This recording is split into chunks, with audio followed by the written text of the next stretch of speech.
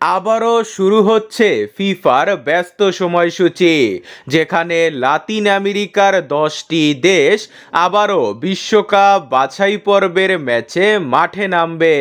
2024 সালের সকল ব্যর্থতাকে ভুলে গিয়ে আবারও মাঠে নামতে চলেছে ব্রাজিল। অনেকদিন পর ব্রাজিল পেয়েছে তাদের সেরা খেলোয়াড় নেইমার জুনিয়রকে। তাই কলম্বিয়ার বিপক্ষে ম্যাচকে ঘিরে ব্রাজিল ভক্তদের রয়েছে বাড়তি উন্মাদনা। তাই নেইমারকে নিয়ে এখন আগ্রহের কেন্দ্রবিন্দুতে রয়েছে ব্রাজিলের একাদশ।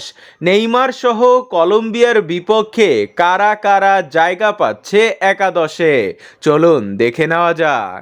গোলকিপিং পজিশনে থাকবেন অ্যালিসন বেকার ও এডারসন। যদিও তাদের দুজনের কেউই ফর্মে নেই, তবে এডারসন যেহেতু ম্যানচেস্টার সিটিতে বেঞ্চে আছেন, তাই সেভিং ও কোচ ফেভারিট অ্যালিসন এগিয়ে থাকবে। সেন্টার ব্যাকের পজিশনে এসিএল ইনজুরিতে অ্যাডার মিলিটাও নেই। সেক্ষেত্রে ব্রাজিলের অপশনেরও অভাব নেই। ক্লাব ও জাতীয় দলে দুর্দান্ত পারফরমেন্স করা গাব্রিয়াল মেগালেস অটো চয়েস হিসাবে থাকবেন।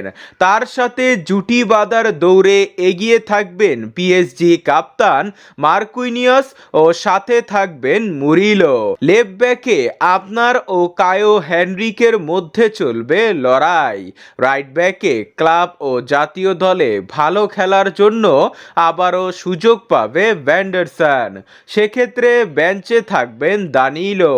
দুই মিডে সুযোগ পাবে গারসন ও ব্রুনো গুইমারেস। দুজনই জাতীয় দলে ভালো ফর্মে আছেন।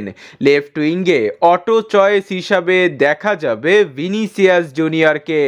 তবে অ্যাটাকিং মিডফিল্ডার হিসাবে মধুর সমস্যায় পড়বেন দরিবাল জুনিয়র, কারণ এই পজিশনে ফিরবে নেইমার জুনিয়র। তবে এই পজিশনে খেলছেন বার্সেলোনার পোস্টার বয় রাফিনহা। তবে অ্যাটাকিং মিডফিল্ডার হিসাবে নেইমার থাকবে, আর রাইট উইঙ্গার হিসাবে দেখা যাবে রাফিনহাকে।